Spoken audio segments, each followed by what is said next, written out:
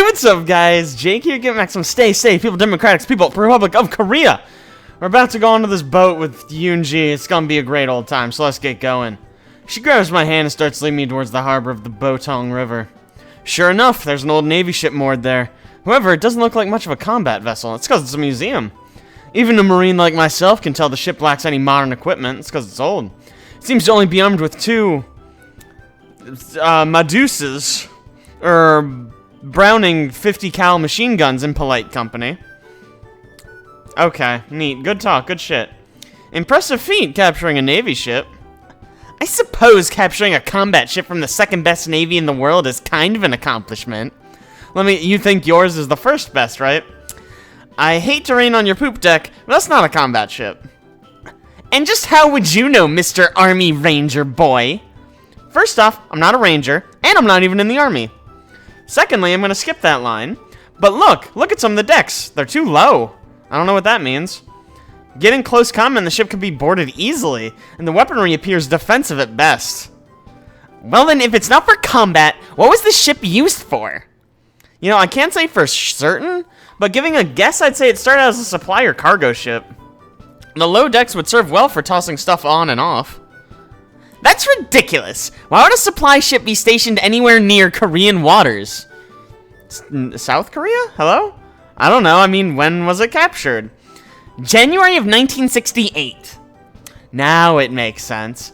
You know, that's close to the Vietnam War era. A ship like this would have been adequate for reconnaissance missions. So it was meant to be a spy ship after all?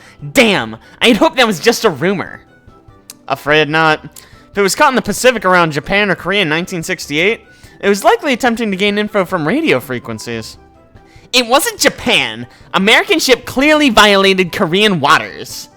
You'll see when you get to the gallery. Before long, we're on board the Pueblo. While entering, I have to admit, they've kept the boat in pretty decent shape. Which is weird, you'd think they would have burned the fucker to the ground, right? They didn't repair any of the damage from the gunfire, but the outside is clean and the decks appear okay. I guess it could have been worse. Seems you kept the ship in decent shape. Of course we did. It wouldn't be much of a museum if it was in bad condition. As she drones on a bit about how the utmost care was taken by the Korean Navy to keep the ship in tip-top shape, I head over to the starboard side, which faces the water. Looking over gives a stark contrast to the clean facade one gets entering the ship. The starboard side is rustling over and shows no sign of repair in ages. Probably rusting over, not rustling over, but whatever. Not even a coat of paint to try and hide the contempt the Koreans feel for the vessel. Bastards. Hey, Yoonji, your Navy does know there are two sides to a ship, right? Of course they do. Even I know that. The port and the starboard. What about it? Your port side looks fine, but it doesn't look like you've touched the starboard side since you acquired the ship. No one ever looks over there anyway. Leave it to you to be the one person to walk over and check the side no one cares about. Come on now. You said this was a symbol of one of your country's greatest victories. Couldn't you put a little effort into preserving it if it's so damned important? Nope, can't be bothered. Front looks good, inside is fine. Who cares about the backside? You've just offended ass men everywhere. I could not have said it better myself, thank you. Whatever. Are you coming to check the inside or what? There's art and photos as well as some of the materials the crew had left behind. Since most of the captured material has been declassified now, the Workers' Party has placed the original documents back in the code room. Great. It'd be kind of cool to see what the crew was trying to learn. Yoonji wastes no time in grabbing my hand and dragging me into the inner portions of the ship. On the walls hang mostly paintings and a couple of pictures, each depicting a part of the Koreans' narrative of the events of 1968. Even just a cursory glance shows that their version of the story is dubious at best. Actually, that's probably doing the word dubious a disservice, since dubious implies a very small chance that there's truth being told. Most of what I see is a load of bullshit. Hey Yoonji, do you really think the American ship situated itself right there just offshore of the mainland like this painting depicts? Of course! You brazen Americans think you can steal right in front of people! Well, our Navy showed you how we feel about spies in true Korea. Yeah, I'm sorry. I mean, we may be brazen, but we're not idiots. Sometimes. And why is the captain of the crew wearing just like his silkies and a wife beater while holding a half-empty bottle of Grand-style whiskey? I mean, maybe that part isn't too far off the mark if Gunny's any example. But, I mean, seriously, this painting over here depicts the crew playing shuffleboard. And if this ship was actually invading your coastline, wouldn't they have burned all the documents if they thought there was a chance of being captured? How should I know? If this is your country's idea of how the world's second best navy works, you aren't holding much of a standard for the rest of the world. Was Russia's navy a bunch of vodka-drinking bears and rowboats? Probably. She doesn't say anything as we walk over to where the very few photos are. In one is what looks like a bunch of Korean guys having fun playing poker. In another is what appears to be the command crew of the Pueblo in a group shot. Hey Yoonji, this photo here appears to be a bunch of Koreans playing card games. What does that have to do with anything? Nothing, they just thought it was a really good picture, so they put it up. The ones in the middle are the Americans that were on this ship when we captured it. This photo shows them having a good time with our countrymen, and how well they were treated in captivity as negotiations ensued. Yeah, I'm not seeing it. I don't see any Americans in this picture at all. I mean, yeah, we're a pretty big melting pot of different ethnicities, but there's no way we had that many Asian crew members back then. Hell, I don't even see any black guys in this photo. I mean, not to be silly, but there's no way these are the actual crew members. Clearly you aren't looking hard enough. Those 6 in the middle are absolutely American. I don't think we're going to agree on this. I don't think we're going to agree on anything. Let's just broaden that out right away. There's nothing to agree to. Facts are facts, and that picture says 100 words. We really need to work on your slang. Really? Dropping the subject of why Korea thought it could pass off their Navy crew as ours, I turned to the group photo. That's amazing. A few of them sitting as a group, like part of an interview or something. Those guys actually look like an American crew, so this must be a propaganda photo. Looking closer, I noticed something about the crew members. Is it that they're flipping off the camera? Something that they're doing changes my opinion on at least these sailors. Those glorious bastards. Way to go, boys. This Marine salutes you absolute madmen. What are you rambling on about now? Look at the sailors in this photo. See how they've all stationed their hands, their middle fingers are extended towards the camera? Pure gold. Oh, you mean the Hawaiian good luck sign? Yeah, the sailors said they were treated so well, they wanted to extend well wishes to our Navy members. After all, they knew what they did was wrong, but it wasn't their fault. Orders are orders, right? Better and better! It appears the Koreans, at least at the time, had no idea the sailors were telling them to fuck off in secret. I'm really glad we broke that down because it was a little too subtle for me a second ago. And even if they found out, they're still telling new generations of military members the Americans lie to prevent embarrassment. I'm tempted to crush this misconception, but then playing along with it might be entertaining as well. The Detroit Salute? That might be the best name for that I've ever heard, but obviously we're just going to play along. I'd say I'd end up going to hell if I were to play along with this government-sponsored fallacy. However, I figure North Korea is probably close to the first stage of hell anyway, so why miss it by inches, you know? You know, it's been a long time since that hand gesture was used by Americans, but back during the 60s and 70s, it was really popular. Maybe I misjudged you Americans. I mean, it couldn't have been pleasant for the sailors to be stuck in a foreign land for months on end. But they made the best of it, and even offered good wishes to their hosts. Hosts, right, yeah, hosts, yes. Anyway, hand signals have been pretty popular at different times in American history. It's well known that Ben Franklin gave the first thumbs up after he was made Postmaster General of the United States. Wow, I didn't know Ben Franklin invented the thumbs up, that's amazing.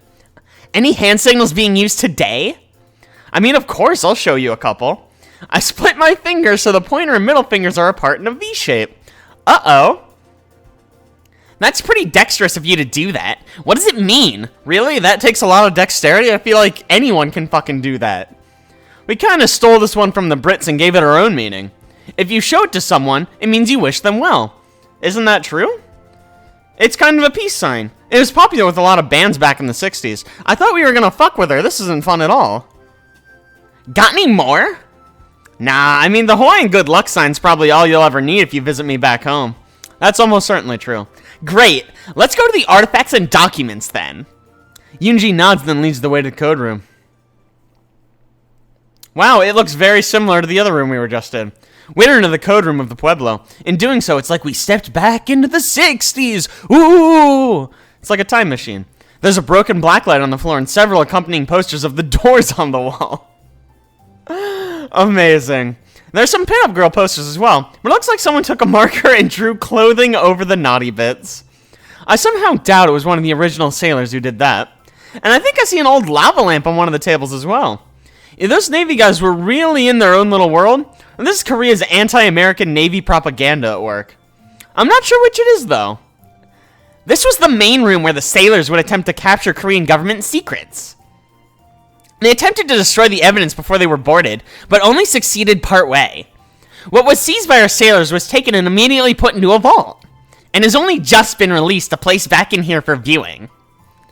It's over there on the counter. Great, I guess I'll look and see what our boys were trying to find out back in '68. I head over to where Yoonji pointed and started rifling through a small pile of documents and binders. There really doesn't appear to be anything too incriminating upon first glance. Mostly coordinates of where the ship was at what time and date. Various data on sea and wind conditions. There's a small amount of data on the original leader included, but nothing that likely wasn't already public knowledge. Okay, I mean, maybe the scribble about him having a pathetically small Johnson wasn't public knowledge. But I'm guessing a sailor wrote that in before getting captured as a bit of defiance. There's also a familiar-looking green binder. It's old and discolored, but it's definitely something you could pick up at the post exchange. Guess they haven't updated that model in a few decades or so. I wonder what's inside. Flipping through, I can't help but laugh. I'm not sure why you find material of your country spying on us funny. Care to tell me what you find so amusing? This binder doesn't have anything to do with Korea at all. She comes over and takes a look at the contents.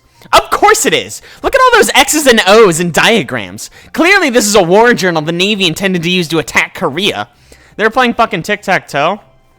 More like this is a war journal that the United States Army intended to use to attack the United States Navy. I don't understand what you mean. Why would your army attack your navy? Oh, it's like a football diagram or something. Yep. This war journal is an army playbook from the 1967 football team. No wonder Navy won that year. They had the playbook and could formulate a defense against the Army's offense. You mean to tell me this is a dumb playbook for your lame American version of football? I mean, yeah, pretty much. Guess this is one way to hide the theft. Stick the playbook on a ship out in the Pacific. You know, you could probably get a small fortune selling this to a collector. This place is starting to lose some of its luster. Can we go home soon? I meander around a little bit more, but there's nothing here that's all that damning. I probably could have done without having seen a crew member's molding silkies in one glass case, though. Ew, why would you keep that? We did get a late start. How soon will the driver be here? I'll text him and find out. She does so, and a few minutes later her phone vibrates in response. He said it would be about 30 minutes. I gotta say something, but my stomach rumbles before I get any words out. Sounds like you're hungry. I mean, yeah, I guess so. Where can we grab any grub around here? There's a meat on a stick cart outside where we arrived.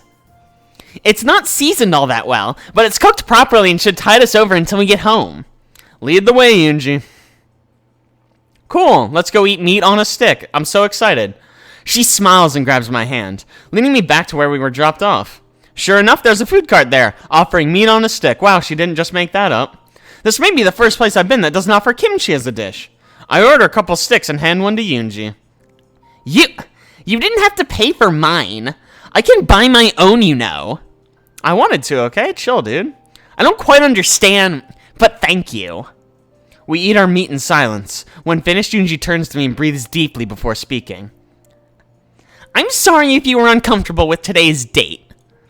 I know it can't be easy seeing a symbol of your country sitting captured in foreign waters. I mean, it does suck a little, but hey, it's just the Navy's old boat, and I mean, fuck them, right? I still had fun. I'm glad to hear it. I had a good time as well. Yoonji blushes and makes a rough attempt at speaking in English. Please don't make me do it. Your meat is very good, thank you. Ah, Christ, I hate it when she does that. I can't help but laugh and smile at her. For all her insults and jabs, she's not that bad. No problem, Yoonji. She smiles and closes her eyes. Minutes later, our driver arrives and we get in the back seat. And a few minutes later, Yoonji's eyes are closed and she's resting her head on my chest. I think these girls have narcolepsy or something. Or maybe I'm just comfortable to them? Beats me. Guess I'll nap until we get home too. Or they just want an excuse to not draw any more fucking car ride scenes. Either way, though, I guess we wake up in the kitchen, that's great. These past 3 days have gone by so quickly, especially because of all the places I've gone with these two girls. It's kind of nice to kick back and relax a little after having another of Yoonji's meals. I must admit, she does a great job with the limited food they have here in North Korea. Only thing is, now there's too much time to kill and nothing to do. Jung and Yoonji are sitting, reading books, nerds. I'm just here on the floor describing what's going on in my head. What a party animal, damn. Hey, didn't you two have a radio somewhere? Maybe there's something we can listen to. Yes, we do have a radio. Actually, KCBC should be airing Voice of Korea soon. Voice of Korea? What's that? It's mostly news and music, and the reading of original leaders' memoirs. It's the best radio program. You'll love it. I mean, I suppose it's better than staring at the ceiling. Can we tune in? Certainly. Let me go get the radio. I suppose it would be a good idea to listen to the news, see if anything has happened recently. You stupid idiots, North Korean news, there's gonna be nothing. It's gonna be like, oh, glorious leader farted this afternoon and everyone cried, it was so wonderful. Maybe your government finally apologized to your aggressive stance against the glorious leader. You probably shouldn't hold your breath for that one. I have no intention of holding my breath. Yeah, you get him, Yoonji. It's, never mind, we're cool. I think I hear Jung mumbling something about the antennae not being put back inside the radio correctly. Pretty sure she paired it with an unflattering comment about the nature of her sister's tidiness. Yoonji, how many times do I have to tell you to push the antenna back in the radio so it doesn't get bent or broken? Well, how do we know I was the last one to use the radio? The dial is set to Korean soap opera station, and you're the only person who listens to it. Also, there's only 2 of us here. You have a soap opera station? Yeah, well, the stories are very moving. The latest episode of Pathway to Pyongyang had its big finale last week. You know what? I'm gonna pass on a summary. How about we just turn on the radio? Yeah, that's a good choice. You don't want to get Yoonji going about her soaps. Jung starts setting up the radio while Yoonji mutters something about putting arsenic in the next batch of kimchi. Please don't. Good thing she probably can't get her hands on any. They have a hard time enough getting food here, let alone exotic poisons. I don't know, I feel like in North Korea they might have easier access to exotic poisons than food, but fine. Looks like they got an old 80s style boombox, complete with a double cassette deck. Oh dude, did I bring my Leonard Skinner tapes? The record button on deck 2 is missing though. Probably for the best. I don't think they play anything current here anyway. After fiddling with the dial, Jung finally gets a signal, and almost immediately she snaps to attention when hearing the marching music coming through. Yoonji's done the same thing. I guess I'd best stand as well. This is gonna be a really moving moment, isn't it? Or maybe not. And 3 consecutive march songs later, we finally get to sit down. You have 3 national anthems. Don't be absurd. Only the first song was our national anthem. The other 2 were songs for our original leader and son of original leader. So in essence, you have 3 anthems. And I'd imagine a 4th in the works for Glorious Leader. Yeah, I would think Glorious Leader would be getting an anthem as well. I'd consider getting a really comfortable shoe company for all the standing you'll have to do. Though I don't think your government would let me start a business. Almost certainly not. Ha ha ha. So funny, Mr. Smarty Mouth. At least ours are original. I doubt that. Your country set its anthem to a British drinking tune. Well, I mean, at least it's not the German national anthem. That one is actually a drinking tune. Well, I mean, depending on your circle of friends, I guess. Hush, you two. The news is about to start. This is Voice of Korea. I'm your host, Big Goo Wong. Is that a real name? That guy definitely had a rough childhood. In today's top story, Glorious Leader has declared the next 2 days as a national holiday to celebrate his triumph over the American dictator in trade negotiations.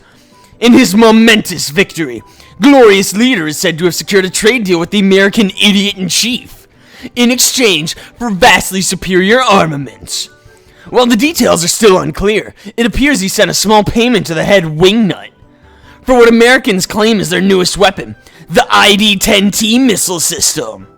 Jackpot. You guys are going to get a lot of mileage out of that one, I'll tell you that right now. Let us hold a moment of silence and awe at our Glorious Leader's negotiation skills. You know, maybe I could try to sell the Glorious Leader some Chemlight batteries if I ever bump into him. We get 2 days off! We can all do something together! We've already done enough things together, like play Jukopoly. Whatever. Monopoly, communist Monopoly. I think she means we have a group date together. But, sister, I thought we were supposed to... We've done that for 3 days now. We're really at that point in time where we should have a group outing. Yeah, I mean, this does seem like an appropriate spot and time for that. Let me see if I have this correct.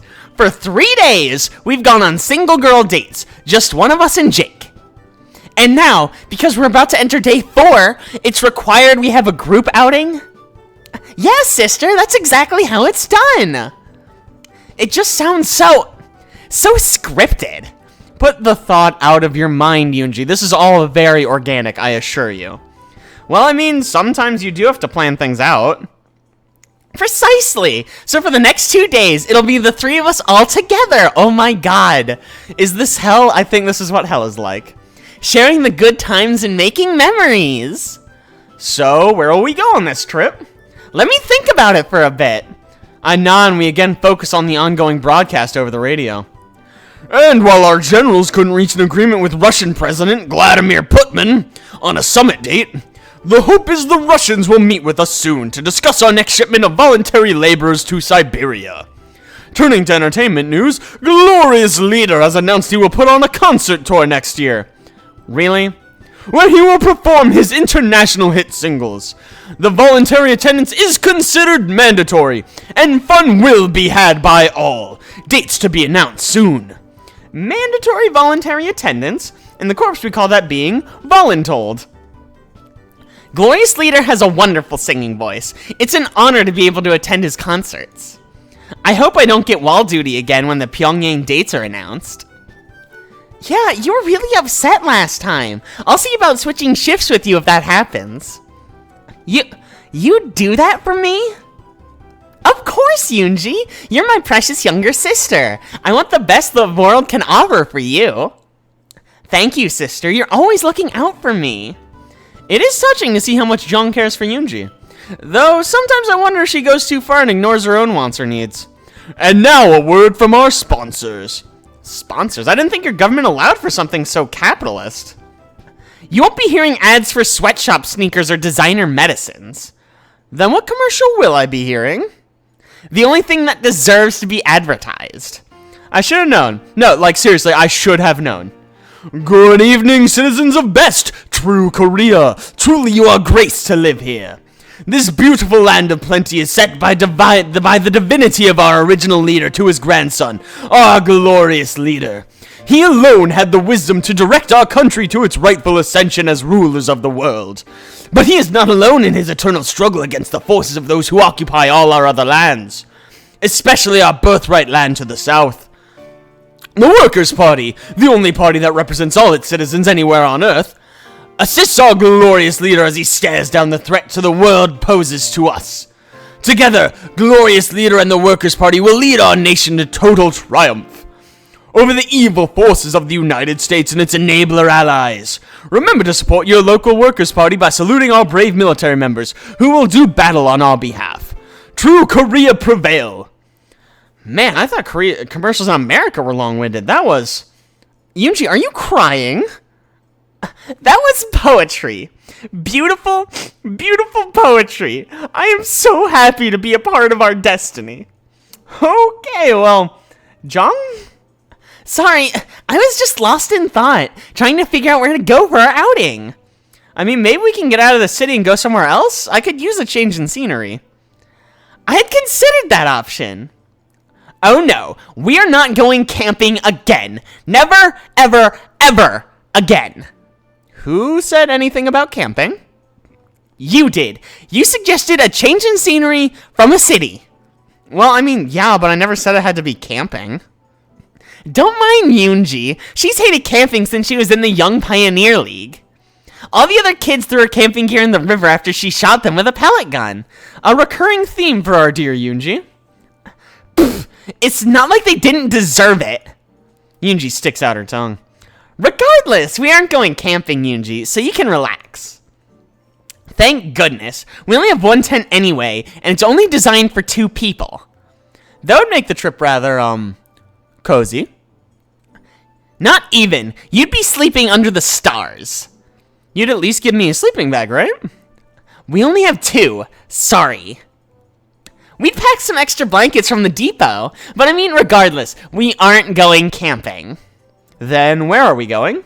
Jung brings over the map she's been studying, points to an area on the eastern part of the Chinese-Korean border. Peiku Mountain! We'll be spending our trip there! A mountain? Not just any mountain, it's the most sacred mountain in all of Korea. Our original leader's son was born atop the mountain. I don't believe you, but fine. It also served an important encampment for our country's struggle against the evil Nipponese. Boring. Enough history. Bacano Mountain has gorgeous waterfalls, as well as some natural hot springs. Oh boy, a hot springs episode. Everyone get hyped. Which is good, since it's always cold up there. Glad you mentioned that. We'll be staying at a small, little-known hot spring cottage near Lake Chon. Sounds like a fun little outing. Perfect for a group date. And our final story tonight. It has come to the Workers' Party attention that there are potentially still Western sympathizers in our ranks. Glorious Leader is investigating into this, and appropriate action will be taken. Glorious Leader is investigating into this, and appropriate action will be taken. Have a lovely holiday. Those two things don't really go together. Who cares? Go rest up. We gotta catch a train tomorrow, and then take a car tomorrow to get to our destination. And then we still need to pack. That's true, sister. Let's all go get ready for the trip. Well, I mean, I'm already packed, so I guess some extra sleep wouldn't hurt. Yeah, you'll want to be full of energy for this trip. Sleep is essential. Alright, night, Yoonji. Looks like the next 2 days are all set. I'm looking forward to it. Time to hit the sack and get ready for this 2-day excursion. Why even bring this up? I've only got one option. This is fucking stupid. Whatever. You know what? This is as good a place as any to end the episode. So thank you guys so much for watching. I really appreciate it. Don't forget to like and subscribe. Be sure to tune in next week for even more People, Republic, Korea dating thing, whatever the fuck this game's called. Stay, blah, blah, blah, blah, blah. I'll see you guys then.